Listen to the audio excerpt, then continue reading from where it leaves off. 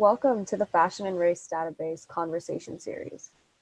The Fashion and Race Database is an online platform filled with open source tools that expand the narrative of fashion history and challenge misrepresentation within the fashion system. My name is Safia Sheikh. I was a research assistant at the Fashion and Race Database for the late summer and early fall. I'm a fourth-year fashion design student at Ryerson University located in Toronto, Canada. My research focus is on the understanding of globalization and the lasting impact of colonialism on identity construction and its resulting effect on dressing practices, particularly those of Muslims across the globe. As a research assistant, my job included researching, cataloging, and classifying digital resources for the database, along with conducting provenance research about underrepresented objects or figures, writing summaries that explain their significance and relevance, all while maintaining the accuracy and integrity of the information that we publish. I've authored articles for the Fashion and Race Database about the burkini, ajrak cloth, a French-Algerian colonial poster, and the Palestinian kufiya. You can read all of my pieces by visiting fashionandrace.org. The Fashion and Race Database is a non-profit digital humanities project that is funded by your donations. To make a tax-deductible donation, you can visit our website at fashionandrace.org. Your donations directly fund my work, as well as the work of other research assistants, contributing writers, editors, and any other guest contributors featured on the site. Now I'm very pleased to introduce the founder of the database, Professor Kimberly Jenkins. Kimberly Jenkins is Assistant Professor of Fashion Studies at Ryerson University, lecturing previously at Parsons School of Design and Pratt Institute. Kim became best known for designing a course and exhibition called Fashion and Race, and has shared her insights globally in industry forums and institutions. Her expertise on fashion history and infusing race into fashion theory education has led to consulting work for GOODEE, Nazionale della Moda Italiana, the Centraal Museum, along with other corporate brands and organizations.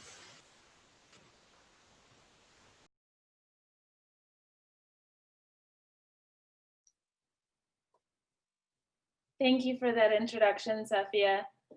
Welcome to the Fashion and Race Database Conversation Series. I'd like to first thank FCAD, the Faculty for Communication and Design at Ryerson University, and the Catalyst for hosting these events.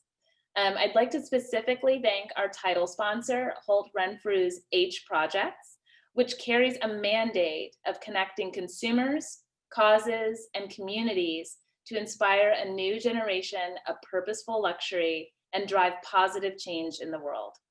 The mandate of the Fashion and Race Database aligns with Holt Renfrew's commitment to honor diversity and inclusion, and we're thrilled to have their support and leadership in bringing these conversations forward. Before I introduce our guests, a note on how to participate in today's event. We have reserved the final 30 minutes of this event for your questions and comments. Please submit your questions through the Q&A. We'll try to answer as many questions as possible, time permitting, on how long our conversation runs. The theme for this three-part conversation series is retail as a portal for change. And for this talk, we're focusing on designing new marketplaces for systemic change.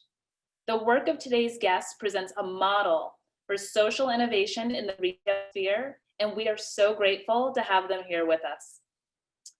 Byron and Dexter Peart are twin brothers and the co-founders of Want Les Essentiels, a cult high-end accessories label focused on making stylish and comfortable luggage and travel bags for frequent travelers. In 2017, they launched GOODEE. GOODEE is a leading curated marketplace offering essential homewares and lifestyle products for better living. GOODEE leads the way in curating a marketplace that brings together the values of good design, good people, and good purpose. Lee Joseph, ancestral name Stuyvesant, is an ethnobotanist, researcher, and entrepreneur from the Squamish First Nation. She contributes to cultural knowledge, renewal, in connection to traditional plant foods and medicines.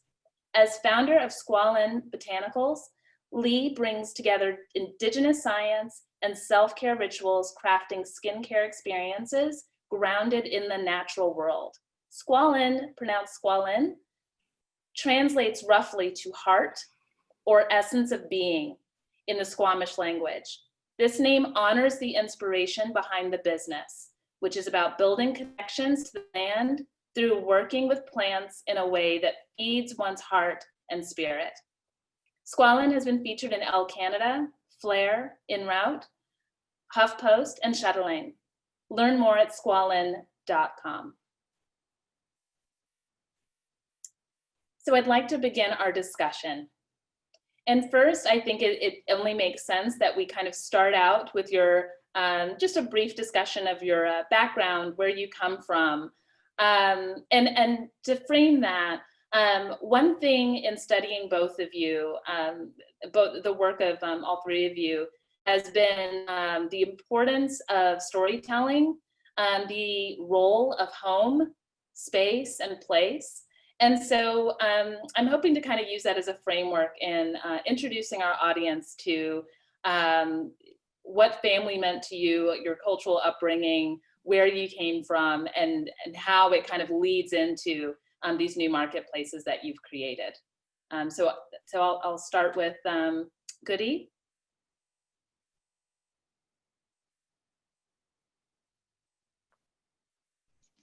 I think Dexter.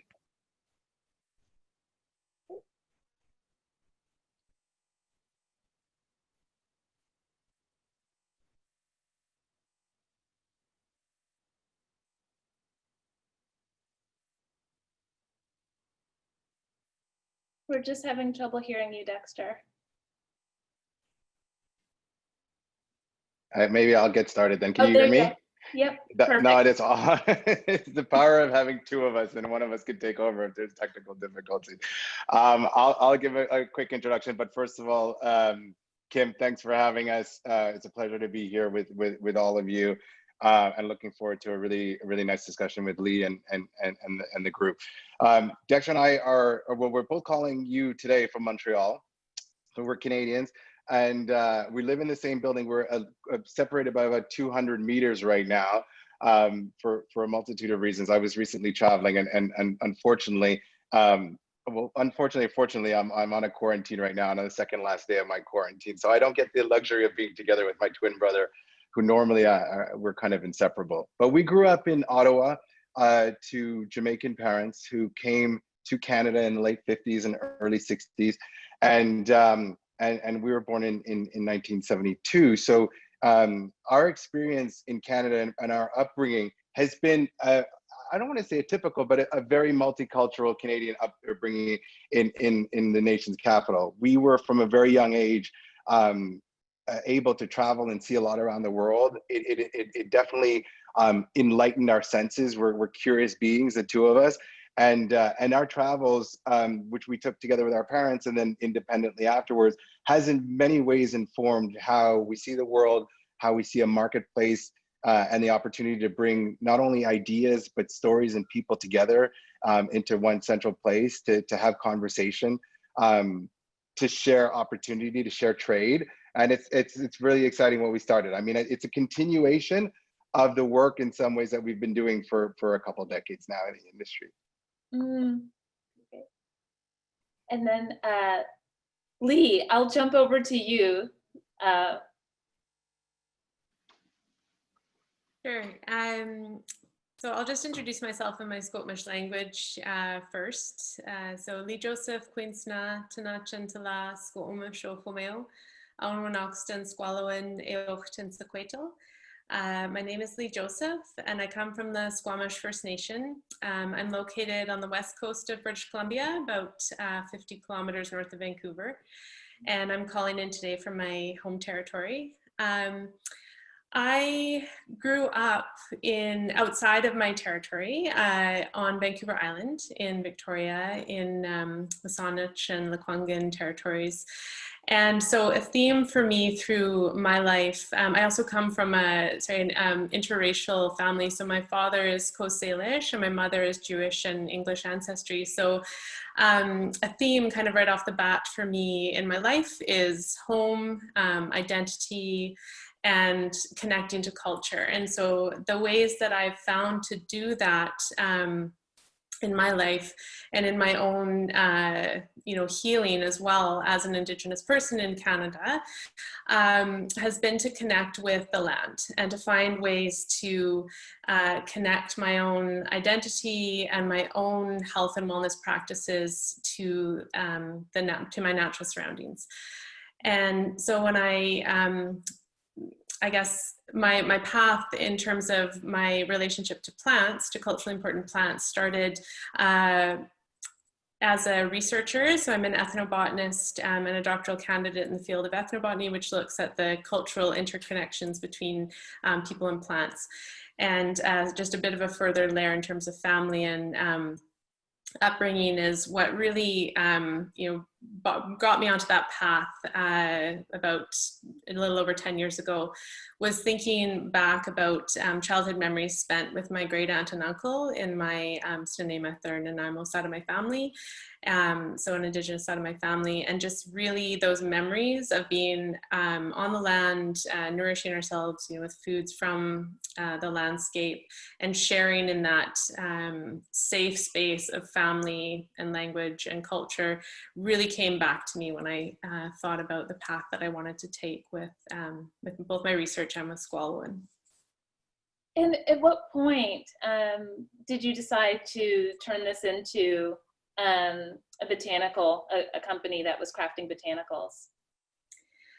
Yeah, so I started Squalwyn in 2017, and it was the same year I started my doctoral studies. And I think I know I was really looking for a way to bring a creative outlet to the work that I was doing in communities in terms of the resurgence of knowledge and connection to land-based practices. And so it started really as a household endeavor, making products that I felt really good about using on my, with my children, and gifting in communities to people I was working with in other Indigenous communities in Canada, as well as my own. And so from there, I started Squalwyn as a business, and it's really just become much more than I recognized that it would be in terms of a platform and an outlet for creativity, as well as another forum to share a lot of the research context that I'm sort of looking at from my academic path, but in a really engaging and sort of, I guess, beautifully creative way. And I'm not sure if you were familiar, if you knew this, but GOODEE was also founded, right, Byron, in 2017, the same year, coincidentally. Yeah. So yeah. There must have been something in the water that year. So this was not planned. And so, in thinking about that, Byron, I guess if you could speak to, you had Want Les Essentiels first, you had spent about 20 years altogether developing that. And so at what point, and this is gonna kind of move into our conversation about creating these two new brands that you both made, at what stage did you decide to set up GOODEE after Want? What was sort of the impetus for that? I'm going to see if Dexter has. Dexter, are you working now? You want to? Can everyone hear me? Yeah. Okay, we're going to pass it in. He's back. Yeah, so I'm happy to be back, and sorry that we had technical problems before, Kim. But I think that when Byron had announced before that we were 48 years old now, and when we think about the past and what those first 20 years provided for us through that journey with Want, it was really about starting a connection and a conversation around design and the importance of design. And then I think we did a really, really successful job of presenting products and stories that really spoke to the power of design and how design really has a strong way to be able to impact your life.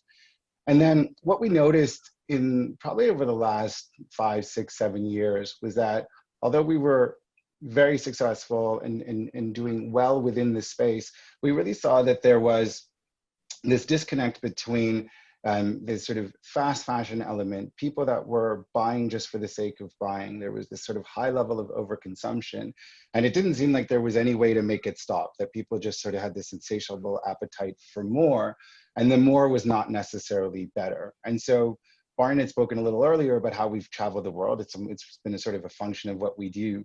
And then we were seeing all of these amazing products, stories, makers, artisans that were really speaking this very different language about really honing in on their craft, having a conversation about things that were going to last longer, thinking about how these products and materials were going to be served in another use or in another life afterwards. And we just didn't feel that those conversations were being told in a really meaningful way. And as I guess as designers and creators and curators, we've decided that we really wanted to be the people who help to share that story and to really put forward and create a platform for these brands, these makers, these artists, these artisans who were really presenting a vision and a view and a creativity for the future that was inspiring, but also highly aspirational. And so that was the impetus for launching GOODEE. I think in a lot of ways, people say, you know, how and why did you guys make the change? And I think it's really been an evolution. It's very much within the thesis and the DNA of what Byron and I have always been passionate about. But what we really wanted to focus on right now in 2017, Kim, for us, was really this moment where we sort of put our stake in the ground that said, you know, the future of luxury or the future of fashion or the future of design or the future of commerce really has to be about companies and brands that put design as core to their intention, but also put sustainability, impact, ethical thinking, which is a part of design as well too, very much as part of their thinking. And so it's not about just sustainability only or design only. We think that really the perfect mix is when you mix a high level of craftsmanship, a high level of thoughtfulness, and then you tie that in to how that has an impact on people and the planet. Yes. Oh, yes to all of that. As a professor, you know, from teaching at Pratt Institute to Parsons School of Design and now at Ryerson, one common thread that students are very much concerned about as design students is about the impact of just thinking, I'm pushing more things out into the world. And they are concerned about sustainability and fast fashion and how things are being made. They don't want to be part of the problem. They do want to design new things, and they're trying to navigate and figure out, how can I, you know, go to school and study this and go out and design new things that perhaps the world doesn't need. And so how do I find my way there and really producing something that is meaningful, but conscious of the environmental impact. One thing I meant to ask you both, because we've just addressed this with Lee, with what she's studying, is what is your academic background for both? Are you sort of classically trained, quote unquote, in design, or, you know, what kind of brought you up to that point? No, we back to the Jamaican parents. A small anecdote is that I wanted to study design. We both went to Western. We both studied economics, majored in economics, and I actually, prior to going to Western, I actually wanted to go to design school for fashion design, and our parents were like, you go and get a degree in economics or law or business, and then you could choose going into design school. You can do whatever you want, but you got to get this taken care. And our mother's a microbiologist, our father's an economist as well too. So we did, to a certain degree, follow in Dad's tracks.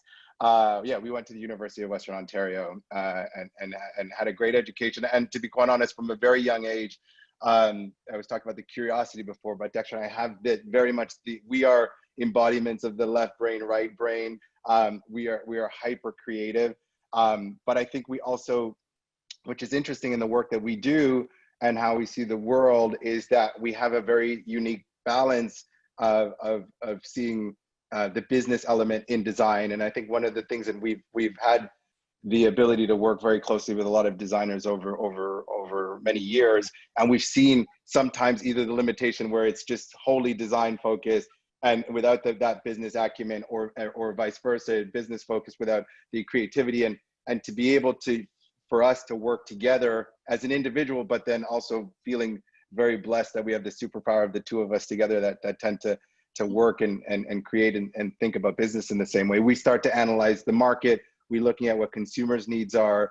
And the last point there is, and which brings, I think, quite unique with GOODEE, is as much as we were trying to solve a problem for the consumer and knowing that there was a demand side where customers were likely looking for and couldn't find, and they were making these choices potentially in the food that they were consuming, or skin and body care products that they had started thinking more responsibly about. But in consumer goods, that space wasn't necessarily there. And then from the maker side, and coming from our background, it's not lost on us that so many of these companies are doing great work day in and day out, and they want that their product lives in a destination with other products that have some level of rigor and thought and intention that's consistent with theirs and shares their values. And so yeah, we were, in many ways, there's the business and the creative side to what we do, and we think it works well. That's how we operate. That's our operating system. I mean, it's apparent. You definitely see it. It's what attracted me to Want Les Essentiels and then to GOODEE, following both of your work. It's just a very smart approach to design. Also, just as a side note, it's just one of my favorite designers is Bonnie Cashin, and so I collect Bonnie Cashin coats and her bags, her bucket bags. It was just sort of a natural transition when I ended up buying a Want Les Essentiels bag. After that, a couple of Want Les Essentiels bags. My briefcase is a Want Les Essentiels, and my purse. And so it was just really smart, clean, just well-made products. And so then when I heard about GOODEE being launched, I just thought, oh, well, this is just going to be the same kind of mindset, that really strong mindset there. Thank you. Thank you. So beautiful work. And also just, and again, in Lee, the same with you, just, smart, these sort of intelligent botanicals that kind of reach back to the culture and community and just really kind of hold that sense of place. So I truly appreciate that. I also do love this sort of thing that's coming up with food also from both of you, just sort of the power of food and the connection and community that comes through that. And for anyone listening who thinks related, and to my students also, because it's a sister industry. And when it comes to the production and the consumption of food, that is where, for those of us in the fashion and at least fashion design industry, we pick up a lot of our models of production and consumption from how the food industry has been navigating all of this, especially when it comes to slowness and fast production. And I do want to touch on just briefly, just affirming, I think, Dexter, what you said, of it shouldn't be this sort of either when we're doing design. It shouldn't be this thing that is kind of sectioned off, especially for a design student, of, well, you can go study sustainability and then we've got design, or like doing fashion. They should not be these two separate things. Ideally, it's just a holistic practice. So moving on into the work that you're doing, one thing I'd also like to clarify for our viewers and listeners is the critical point of difference for Squalin and for GOODEE, of just really kind of spelling out what your core values are, or your manifesto. And Lee, I want to turn to you and just kind of making that plain here of, what really drives Squalin, what are the core values or your manifesto? Sure. Yeah, so I would say that, my core values are to elevate Indigenous perspectives, stories, and context. In the space of beauty and apothecary, there's, it's a very densely populated space. That being said, there's a handful of Indigenous people within this space. And many of the ingredients that I'm utilizing are, regional ingredients. So each product I have is centered around one culturally important plant ingredient, and draws on the the tradition of use in my community. Many of these ingredients have shared importance across Indigenous communities, beyond Squamish.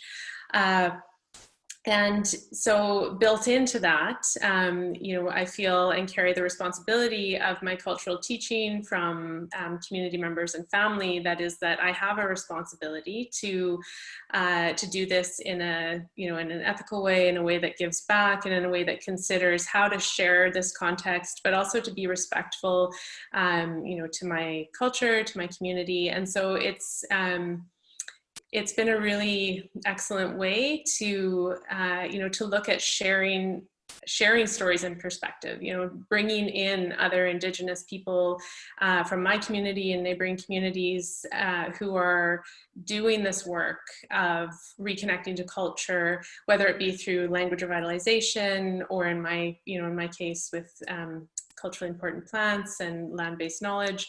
It's just all of these threads that uphold this story of resilience and strength and beauty, which is often, in contrast with a society that still reflects back a diminished view of Indigenous people. And so that adds a level of, it's become a level of inspiration, but I had to go through kind of a lot of difficult work, both in my academic path and, it translated a little bit into Squalwyn, but mostly my academic path of really looking at, okay, what is the messaging that I want to uphold? And that needs to, I've realized that needs to come from my heart, and it needs to come from a really authentic place. And what I found is that through Squalwyn, and the stories connected to the products, everything sort of from the harvest to the name being in the Squamish language, everything really does resonate. Those aspects resonate with a wider audience. And so that's kind of where I've found a really meaningful path to both, communicate these core values, but also to build collaborations and to help guide the direction of my business. And in many ways, I also find your work just very restorative and nourishing to the community. So it's really beautiful. Thank you. And the same question for you, Byron and Dexter, of just the core values. I kind of named it a little bit in your bios, but if you could just explain the core values or mission behind GOODEE. Yeah, I mean, I'll take a crack at it, and you did serve that one up, Kim. Very early on, we knew that we wanted GOODEE to be a platform to tell, simply put, just really good stories about good people that were doing good things. And it seems so basic, but at its core, our mission in the company is good people, good design, and good impact. And so 3 simple pillars, but when you think those through, really getting to the core of what does it mean when you see these great human stories, and these stories about people that are trying to move a conversation forward, trying to move design forward, trying to move creativity forward, trying to move their communities and their neighborhoods forward. And they don't necessarily have platforms in a lot of cases to be able to elevate that story. And so that's really what our business is about, is really getting to that very human element, where the product in a lot of ways is, I mean, as beautiful as the products are, in many ways they're vessels to the story, and the stories are the stories of humanity, they're the stories of culture, they're the stories of ritual. And these products in so many ways emanate that beauty and that story behind it. And then we've had the conversation about design, so I won't belabor it. I think a lot of people would understand that Byron and I are really design enthusiasts. But when you think about, the story of people, and then you think about the solutions and that ingenuity that those people have to try to wake up in the morning and to deliver something that's better than what has already been delivered. Once you're able to make that connection between those intentional people and what they create with their hands, with their minds, with their voices, with their stories, it's extremely powerful. And then where I think GOODEE makes its its real impact is through the impact. It's about collaborating all of these, or aggregating all of these wonderful stories and the impact that each one of them do within their own environments, within their own communities, and then bringing all of that together.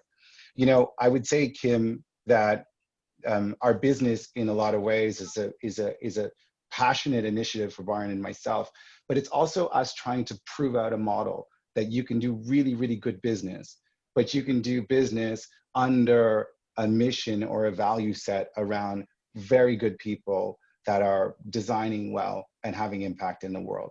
And once we can show the world, the department stores, the high streets, that you can have a viable and dynamic business that's set on those foundations, I think it will encourage the next generation. It will encourage buyers. It will encourage consumers to really say, wait a second, you know, you can have this really dynamic conversation around things that really matter, that are also beautiful.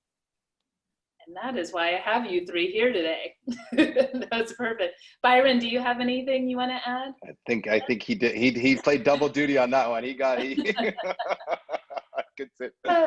And so I want to come to culture and identity and what you bring to that in your own kind of lived experiences. But first, I guess, since you're really kind of mentioning how GOODEE is a marketplace, I want to emphasize it. It's accurate to say, in case anyone's wondering, is GOODEE a brand or is it just one product? It's a marketplace. Is that correct? Yeah, it is. It is a brand. We sometimes bite off more than we could chew, but in an exciting way. I think we see the fullest potential of what GOODEE can be, and to start and I think Dexter really elicited it perfectly, is that we wanted to bring together all of these brands and makers of diverse background of people from a multitude of countries. Today at launch, I think we had 21 different countries represented. Today I think it's closer to 30 on the platform. So we're really finding products from around the world that are telling unique stories about the impact that they're making in their own communities, how individuals from all different walks of life are making inroads into their own impact. And we've been very conscious about the stories being diverse as well too. When I say stories, I mean how the work that some of our partners are doing. So there could be one that's, for instance, a kid's furniture maker who's using recycled old toys and turning those into new furniture design items for kids. We have other partners that are working in recycling old water bottles and turning them into lamps in Colombia, which are all hand woven by these amazing artisans. And then we also have established brands. One, a company called Emiko that's been in business for for decades, almost 100 years, making chairs out of recycled aluminum, and they are very well known, very well established, but again, didn't have the right destination where all of these products can live together. So we think our approach is quite unique because it's in some ways democratic, where you could have this from the smallest independent artisan all the way to a very established maker, but they're all brought together because they share a common value set in terms of trying to make a difference through their product and design. And then on the brand side, GOODEE, I mean, we are forever creators. We think that it's really exciting to also have an opportunity on the platform to create and collaborate on products. So there's one which is, I mean, Toronto-based with our friends from Ryerson. There's what we think a wonderful apparel company called Cotton. They're also a B Corp brand, and we did a collaboration together with them that started from a brand point. We're like, we have to make a GOODEE hoodie. It just sounded too good, and then we did. And we did it together with a company that we think not only shares our values, but really wanted to take a common vision and then to apply that into a product that you could wear. So again, I think consistent with everyone on the call is that what we're doing is because we also we stand for something and we want to share that, and being able to bring a wearable item into our assortment was also our interesting avenue back into fashion, because then someone could wear a GOODEE hoodie, but it's also saying something about the choices that they make and their belief system and with the brand as well too. So yeah, lots to find on the platform. Oh, that's great. Speaking of belief systems, and Lee, you've kind of already touched on this, but now I want to talk about, for each of you, your lived experience and what that brings to shaping and informing SQUEL and GOODEE respectively. And so again, you've kind of mentioned this already, but just really kind of speaking to, as someone who is Indigenous and interracial, how has that kind of informed or shaped your business in moving forward? Yeah, so I think my path with my own reconnection to you know, to plant knowledge and to that was really my doorway into community, because I grew up away from my community and you know, having this almost this longing and this sense of, you know, that there was a part of my identity that I wanted to explore more. My studies with plants and my research really gave me a doorway into community and into you know, sitting with elders and other people in community. And I felt so at home there. And that really led me down sort of a further personal path of, you know, exploration around identity, around what is it that feeds me as a person. And I would say growing up as a visibly Indigenous person and from a mixed, you know, ancestry background, I often feel like I'm bridging worlds, and I felt like that a lot growing up. You know, I looked Indigenous, so you know, and still do, and I've been faced with, you know, with racism. I've been faced with a judgment and a prejudgment based on that, and, you know, of course, stereotyping. So that has certainly formed, you know, who I am today and who I continue to be, you know, along that path of navigating, you know, coming back to that place of where is it that I find my grounding, my value, my identity, and then how is it that I, you know, put that out there and create opportunities. You know, often in a research perspective, it's creating opportunities to gather and be on the land and to really feel, you know, what that connectivity means, what it means to be in a situation where, you know, our knowledge, our language, our wellness practices are celebrated, and there's no, you know, need for explaining that, for justifying it. It just is. And so that's something that I really kind of need to, you know, come back to in myself in terms of how it is that I, you know, as a brand and as a growing business, how do I embody, you know, what it means to be Indigenous, what it means to celebrate resilience and beauty and story, and how to share that, you know, across sort of everything from the product development through to the naming of the product, and then really building out the story and connection to those products and the stories that are connected to it, that span, you know, well beyond me. It's ancestral knowledge that is being, you know, drawn upon to then bring something, you know, in my own unique sort of voice that resonates, you know, to a wider audience. So all of those aspects of growing up and identity certainly come through. And when I mentioned before that I sort of had to dig deep and go through some more difficult, you know, personal exploration through my doctoral research, is really in my field, there's not many Indigenous scholars or people yet. That's changing. But in order to really sort of speak to this point of, you know, there's a lot of interest in plants. People, I think everybody has a connection to plants in their life in some way. And so, you know, in this time where we're looking at celebrating plant knowledge, and often these are Indigenous plants that are being celebrated, you know, yarrow, stinging nettle, sweetgrass, sage, these are, you know, plants that hold incredible ancestral importance and memory and meaning. You know, when we're talking about these plants, it's so important to, you know, to connect back and to think about the, you know, how is it that we're responsible? How is it that we, you know, have reciprocity towards those?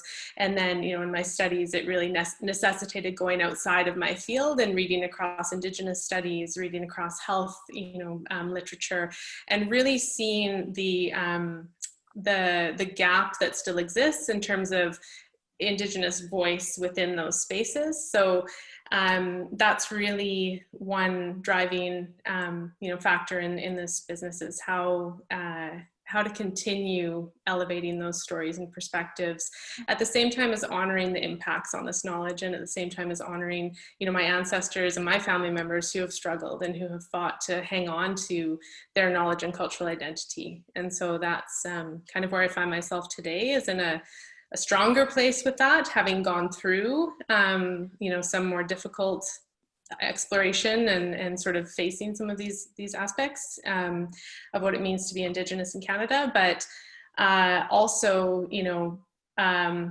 strength in terms of the, the path forward, and how it is that I can share, like I say, my perspectives and my learnings, but also elevate the stories within my community, offer jobs within my community, offer knowledge renewal within my community that hopefully, offers a model to other Indigenous communities who are also setting out to reconnect with land and with knowledge and health in this way. Yes. This is one of the reasons, one of the major reasons I have all three of you here today, and in line with the mission of the Fashion and Race Database and why I've created it, has really been interested in carving out these spaces when it comes to giving a platform and amplifying the voices of people of color, Black, Indigenous, throughout the Asian diaspora, the Latin diaspora, when it comes to these stories. And the work that you are doing is not easy, especially when I just started thinking when you said the word research, as someone also who majored in school in anthropology, cultural anthropology, sort of the excavation of knowledge and the extraction that I studied non-people are doing for so long, and even up into contemporary times, creating products that extract knowledge from cultures outside of their own.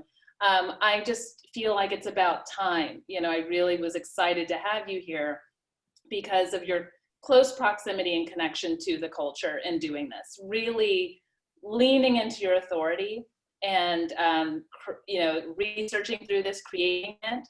And so it's not often that we get to see, especially sold at a high-end retail level, an Indigenous person, an Indigenous woman, doing this work and just really having full ownership and authorship of these stories, of these ingredients, knowing exactly how they're supposed to be used, standing up for your ancestors, standing up for your community. It's just so exciting, and it's something I really want to highlight here. So you have so many reasons to be proud, and this is, I hope, kind of a model for the future, that there'll be more people in the with the same lived experience who will be inspired to also do things like this. It may not be in skincare, but it may be in other forms. So thank you for that. And likewise for you, Byron and Dexter, also as someone who, I teach fashion history, theory, we speak quite a bit about sustainability, good design.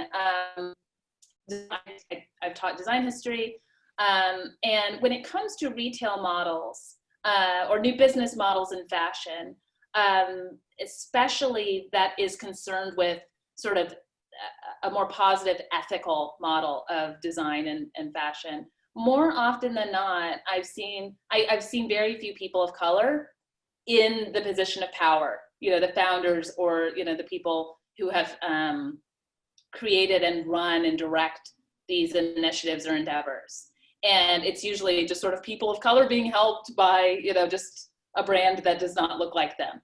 And while that is not necessarily or inherently a bad thing, it's just so exciting and empowering to see two people of color, having this sort of smart approach to design, very socially conscious and driven by this sort of ethical lens of doing things that's in the interest of human beings and the planet. And So what I'm getting at is I'd love to now turn it to you and talk about for a bit how you live experience this along the way, and have had illuminations, in your travels, going to places like Africa and doing this work, and I'm not sure if there's been any certain reception. Maybe there has, when you've traveled to different places and you've been encountered by the people you're helping or the guilds that you work with. But I just want to get a conversation going with you two about that, and so yeah. However you want to come, whatever angle you want to address that. Yeah, so many angles, and thanks, Lee, for that a lot. I mean, I think that the story that where we come from, I think, is that immigrant story that Byron spoke to earlier. It's the story of two Jamaicans that I ended up meeting in Canada, and then they had 4 boys in Canada, and those 4 boys were some of the only Black boys in Nepean, Ontario back in the 1970s. And so very early on in our lives, we noticed ourselves as being different. And when you couple that with the fact that we happen to be Black twins, we were even more different. And so from a very early age, we recognized our difference. And I think our parents always helped us understand, as I'm trying to do now with my 2 daughters, 7 and 10, that they will be seen differently. But that's not necessarily a negative, but it is the world that we live in, and it's the world that we had to shape our strength and shape our curiosity under that. And I think that now, all these years later, we still have that same curiosity. We still have the same discipline. We have to work, because it was instilled in us at a very young age, that we would have to work harder to be able to present ourselves in these economic or social constructs like, retail models, where we'd have to present ourselves when you walked in the door at Barney's, that you were really coming with, this really amazing product that could be made by, not just 2 Black guys, but 2 Black Canadians, and really sort of force our way into the conversation to be able to get recognized. And so the work was harder. I think that we still have that same work ethic, and we've brought to GOODEE that level of audacity that we can. And I think that in a lot of cases, people of color, and I won't speak for all people of color, but you live with these barriers to access, and you have to work harder to break through them. And so one of the things that really motivates us, and again, back to the impetus for GOODEE, is to create these ladders of access. So it's not about charity, it's not about just giving a hand or making work. It's about creating connections so that audiences could see things that they wouldn't otherwise see. So back to one of your questions, Kim, was thinking of retailers. Retailers need to be more curious about what they put in front of people. A friend of mine has a company called it's called What We See. We are what we see. And I think we always remembered, we are what we eat. But the reality is, in a lot of ways, we are what we see. And so if we put more Black, Indigenous, and people of color and their creativity forward, then people will become more diverse in what they see. And so it won't seem like it's so strange to see a Black woman on the cover of all of those magazines. It's still strange to me, and my daughter brought it up with me the other day, but it shouldn't be strange. And so we have to get to that next step where these things become visually coherent with and consistent with how we live our lives. And so it's a journey for us as individuals. And I think that I will say, because it's never lost on Byron and me as twins, is that a lot of our journey comes from the fact that we have each other. And then I think of a lot of cases when you have people who have been disadvantaged, and they don't necessarily have someone in that role to support them and say, let's carry on, let's do this, we're going to get somewhere. And I think what a lot of what we try to do, and we challenge ourselves, is to create that visual sort of role for a lot of other people. We have quite a few young Black people that are sort of coming up underneath us, and really watching us to see how courageous we can be. And it really sort of motivates us to do as much as we can. Thank you. Byron, do you have anything you'd like to add? No, I was just going to say and Dexter touched on it about the access and these ladders of opportunity. There's, I think, and I'm sure Lee could attest to it as well too, it is that much harder to find the network that's going to get an investor, or to, like, so walking into a bank, getting an investor, finding, there are so many challenges that just compound on top of each other, I think, for BIPOC communities. And the one thing that because there's been, we've been prompted and asked a lot, obviously over the last 6 to 9 months about our thinking right now.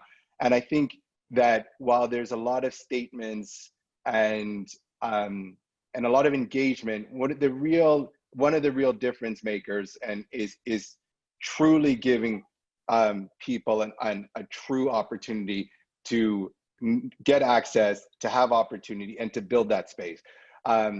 Without that, yeah, it was a longer conversation, but my thoughts is that Dex and I, because it's never lost on us. I don't know what was that pulling that string fully, and he's absolutely right that it's because we're a duo. But we fought our way to get some of this access, and it's incumbent on us now to do our part to be able to continually create that network for others as well too. And I think that without that, that empathy and that willingness to share and to collaborate, there's a bit of a breakdown into the full potential of the moment we're in right now. And I think that's a really nice segue into one other kind of side question I had with that is for anyone who goes to the GOODEE website, there's several kind of promises of like circularity or, clean water, all these different aspects when you go to the site of any given product that you purchase there, what good it does for humans and the planet. And one of them that I wanted to highlight in speaking about this is that you have some products that support marginalized communities. Could you just elaborate on that briefly? Yeah. I mean, I guess, and for the interest of time as well too, one of the, we have a product, I was speaking earlier about the product that we're making as well too. And I'm going to do the shortest version of this story, but we have a good friend, someone we admired his work, and he was a follower of what we were doing, who runs a division called Ethical Fashion Initiative. It's a division of the UN. And what they've done is it's built entirely to provide for capacity building for marginalized communities around the world. Many in West Africa, in Kenya, so in West Africa and Burkina Faso, in Mali. They're also in Kenya. They're in several countries in the Middle East and in South America as well too. And in between, it just kind of, that's why I said I'm going to try to do this short version of this. But when we exited Want, there was an article in Business of Fashion about it, and he wrote to us and he said, I've been asking you guys to come on a mission with me for years, and you were never able to, you couldn't make the time. And the truth of the matter is we tried on a couple of occasions. It didn't work out for 2 weeks. He's like, I hope you have the time now. And literally 2 months later, that was in November of 2017. So back to 2017, we got on a plane and went to, and we had traveled in Africa a fair bit, but never to Burkina Faso. And we went, and we had an idea of where GOODEE was going to be, but what we wanted to create was definitely there. We found these amazing artisans who were really at weavers and artisans, first level of raw material. We were in cotton farm, and said, let's build something together. And it started with a fabric, and it started by working on fabrics together with them, which in Burkina Faso, which is now, as 2 years later, we just launched this spring a bag, which is called the Bassi Market Tote. The fabrics are all made in West Africa together with Ethical Fashion Initiative. They're doing wonderful work, and anybody who's on this panel is interested in what they're doing. You could see they work with some other brands as well too. And then that, so marginalized communities there at the raw material area, it's not lost on us. We're going back there 6 months later, and I had to cancel our trip because of some insurgency in Mali and in Burkina Faso as well too. So I mean, so these communities are regrettably, I mean, even with the conditions that they're living in, for a number of reasons around poverty and food insecurity, and then add on top of it their migration issues, which because of terrorism and the like in some of these countries, they're largely affected. And subsequent to that, the products are made, so just a diversion, we took those fabrics and are working together with the social cooperative in Italy, which is a really, really exciting second component to that, because that social cooperative works with asylum seekers and new migrants mostly from North and West Africa coming into Europe, and they're giving them training and facilities. There's an education program that comes together with that. Many of them are learning skills that they wouldn't otherwise have, that they could then take back to their countries when they return, and so the products are made in Italy with this other division that is doing phenomenal work. So yeah, our goal is to be able to lift in as many different ways as we can, and to Dexter use the analogy earlier that the product becomes the vessel, because the product is then the vessel for change. Beautiful, and you just perfectly packaged that in as I tried to towards the end, almost approaching Q&A. And so I guess one last thing that I'll wrap this up with between Squalin and GOODEE is, if anyone is interested in more of these stories, it's all there. Go to GOODEE on which section was it again? Was it just stories?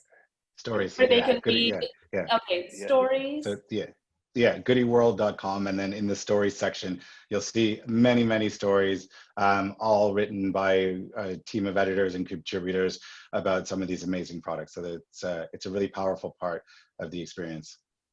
And Lee, with Squalin, the same, go over to blog. I think it was the blog section there, and you can read more stories, meet people in Lee's community who are also kind of aligned with this work. And so was there anything you wanted to add with that, Lee, for that before I ask the final question of what stories they can find there? Or does that kind of sum up?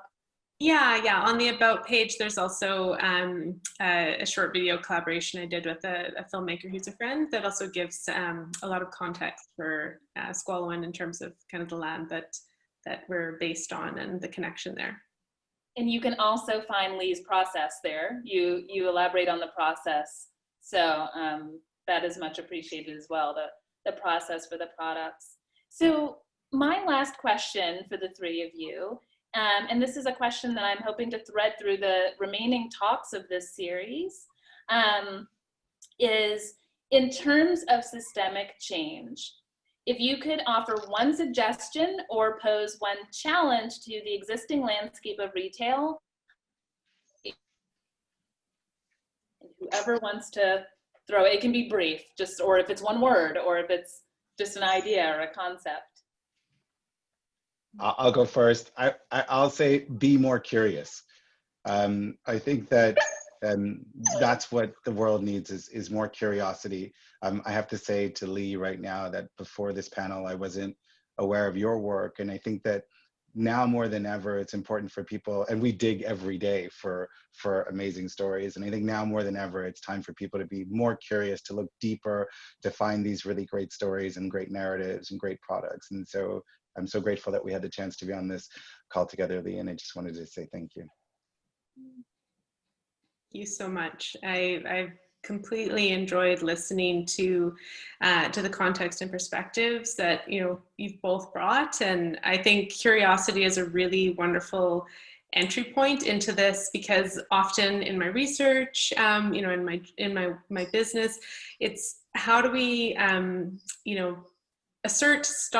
stopping, I guess, focusing on stories of trauma and looking at resilience. And I think curiosity is a really beautiful way to do that, and to become curious, and to, with curiosity that allows some barriers and blocks, I think, and sort of fear-based thinking to fall away, and to just be curious. And I would say, to retailers, I'm currently also a part of an Indigenous women's entrepreneurs group, and we talk a lot about these aspects. And I think, it's really important for people who are, curating products, looking,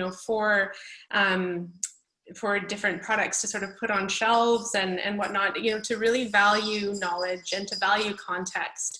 And that really, the flip side of that is really looking at, cultural appropriation and what that truly means, to people. So what are the impacts of that? And when you educate yourself a little more and you learn a little more and you dig a little deeper, maybe from that place of curiosity, then when you're more informed, you know, maybe that shifts decision making. So I would really urge, you know, people to do that, to take that path. So thank you, Dexter and Byron, both for your words. Beautiful. I've got all these items written down. And Byron, I don't want to leave you out. Was there anything? Or well, no, I'm just worried about time now. I'll do a one word. Empathy. Empathy. Perfect. So we just have maybe like 15 minutes for a Q&A, if that's okay. Daniela, I'll hand it to you now.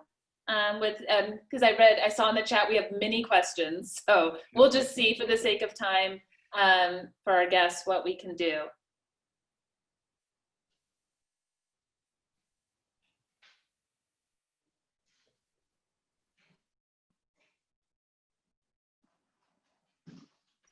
And Daniela, are you there? Hello, I'm here. I can read out the first question. This one is from Elizabeth. She says, the products are beautiful, but how do you balance the sustainability of products, i.e. using recycled components, etc., with the carbon footprint created in sourcing and transporting these products globally? Yeah, I could answer that, I suppose.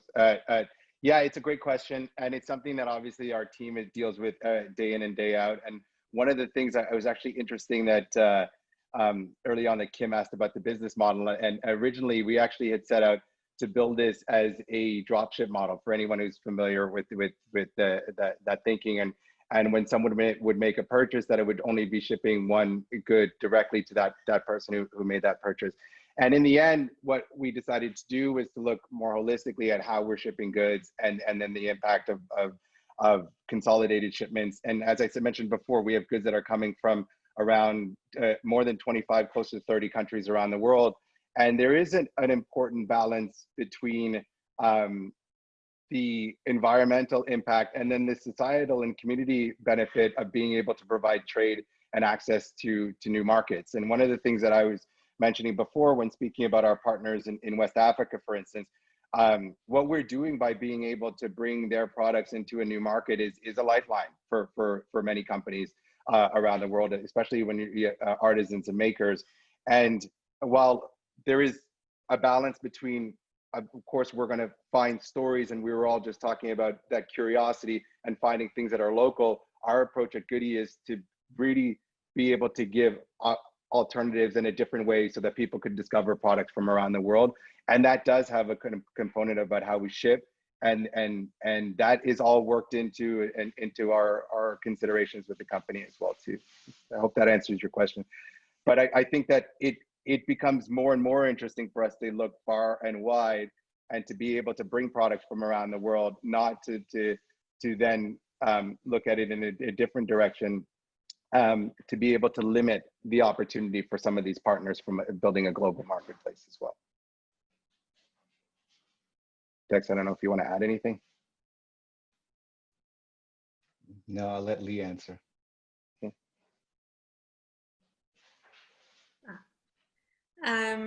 Yeah, I think just some thoughts in terms of considerations for my business model. Because I sort of mentioned before that because I'm drawing on ancestral knowledge, and often that knowledge, was governed by, cultural law, cultural protocol. So I'm walking a line in terms of how to, share stories, but also how to do that responsibly and respectfully. And, I think that, also in terms of sourcing, botanicals for my products, looking at creative ways to do that. So as my business grows, I certainly do, I harvest each year with my children. That's been one of our favorite things to do, as a family. And so when I go out and I harvest, like there's you know, cultural protocols and respect that go into that.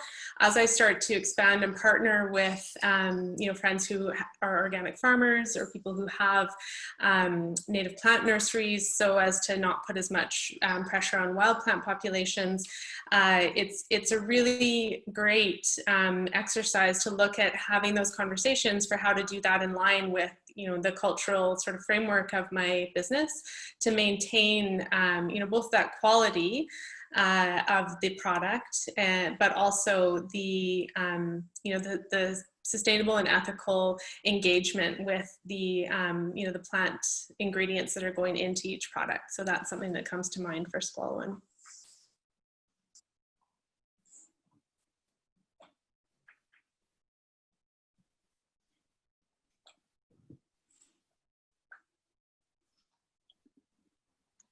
Okay, so our next question is from an anonymous participant. It reads, as Professor Jenkins mentioned, fashion students really want to do something meaningful and not add waste to the industry. With that being said, what advice do you give to design students who aspire to make a change? Okay, hi, Anonymous. So I think just coming back to a little bit of the question before and the question here, we really strongly believe in producing less but better. I think at the core, it is a responsible choice for us all. So when you think that through as a design student, I think you should be thinking about producing higher quality merchandise products, that really thinking about the supply chain from the material sourcing from the very beginning, and then really thinking through that entire supply chain right through to its afterlife or after use, or its circular use to become something else. I think once you adopt that kind of design thinking, then what you're putting forward is something that will hold an even more credible, stronger value, that people will be more likely to pay a good price, so that the people that are making it are living a supportive life. And so we've been coming out of this sort of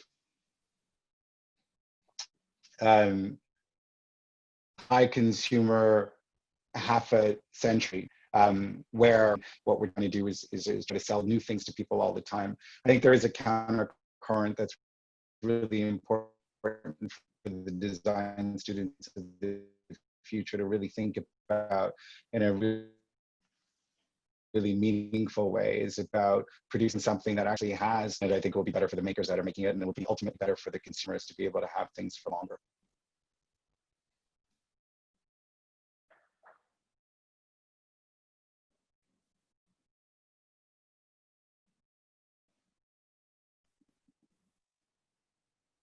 Okay, unless Lee would like to respond to that question as well, we can move on to the next one.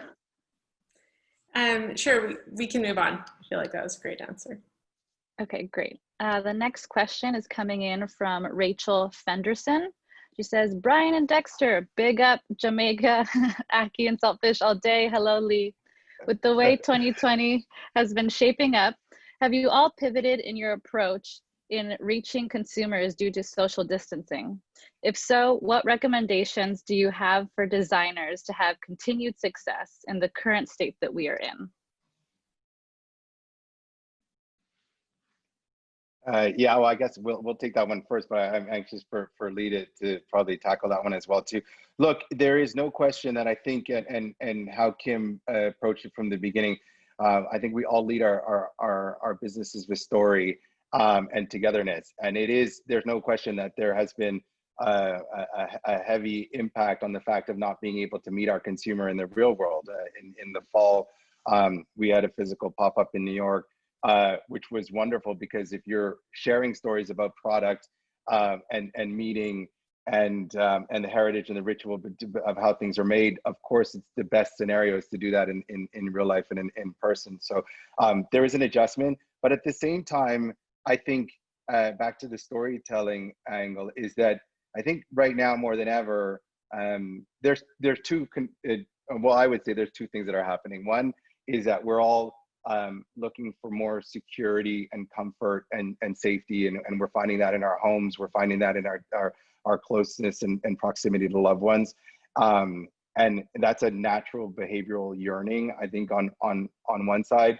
And I think I know for myself that I'm being more mindful than ever about the stories that I'm consuming, the products that I'm consuming. And I think it's incumbent on us and any designers or other people that are listening to this is to find new ways of telling stories that meet at the heart and at the mind, and to not lean what was so heavily on maybe convenience or price or all these other value sets, and to more get back to storytelling about why things really need to exist. And I think that is the core to what this kind of awakening is. And when we have this distance, is to meet people at a heightened state, where your brand and your company and your products could resonate, because there's a profoundness and there's a depth. And ironically, if it's not there, I think we're more likely to realize that now more than ever. I think that this is, in some ways, the last few months have really made us realize that the strong stories are the ones that are going to have the biggest impact. Yeah, I might just add to that in terms of, during this period of time, like, I'm sure I don't have to speak to the sort of the, how unsettling it's been in many ways, many levels. And so, again, I found myself, turning to the ritual and the practice of harvesting, to the meaning, and something that I've found, over years of re-engaging with my own practices, on the land, when I go out on the trails, when I start to visit plants at different times in their life cycle, when I start to feel the seasons, being out at those times, that to me, when I just think about that now, it helps calm me, it helps ground me. And so during kind of March and April, I saw a really big increase in my, in my online orders. And during that time, I was thinking, okay, how is it that I also, channel this grounding that I'm kind of going through and turning to, through Squalwyn. And so at that point, I looked at developing basically a wellness bundle, a care kit that was based around Memps, which is a certain type of lichen that grows in the West Coast rainforests here.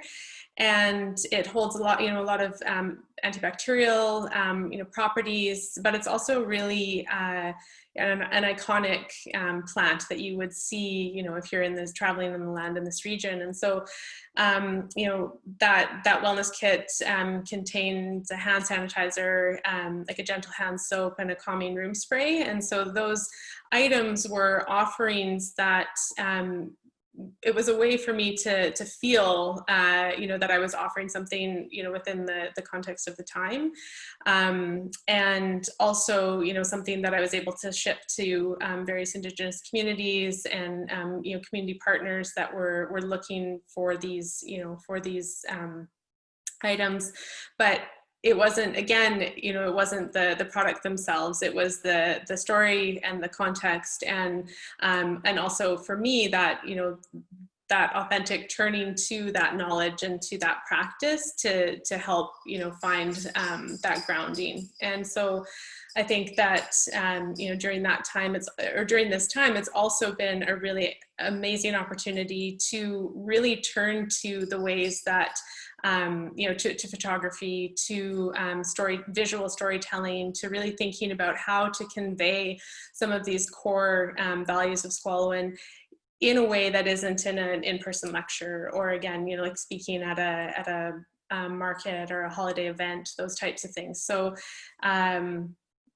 it's been a way of finding connectivity and really sort of, I think, focusing on the visual aspects of sharing experience that have come out of these last months. I'm just gonna jump in really quick. Because we actually, unfortunately, need to wrap. There were numerous other really great questions I wish we could have gotten to. But for the sake of time, I want to thank you Lee, Byron, and Dexter for taking the time. I know you're all extremely busy, so for joining us in this meaningful conversation and telling us your story. So I just want to thank you again. And thanks to all of you who've been able to join us today. We want to especially thank Hold Renfrew for making this whole conversation series possible. We want to invite you next Thursday for our next conversation, which will be image making and for systemic change. And that will feature global makeup artist Sir John and model turned leadership advisor Yomi Abiola. This talk has been recorded and you will find it on our YouTube channel as well as on our website. So thank you, everyone. Thanks for having us, Kim. Thank you. Thank you, Kim. Thanks a lot. It's such a pleasure. Bye. It's a pleasure. Bye.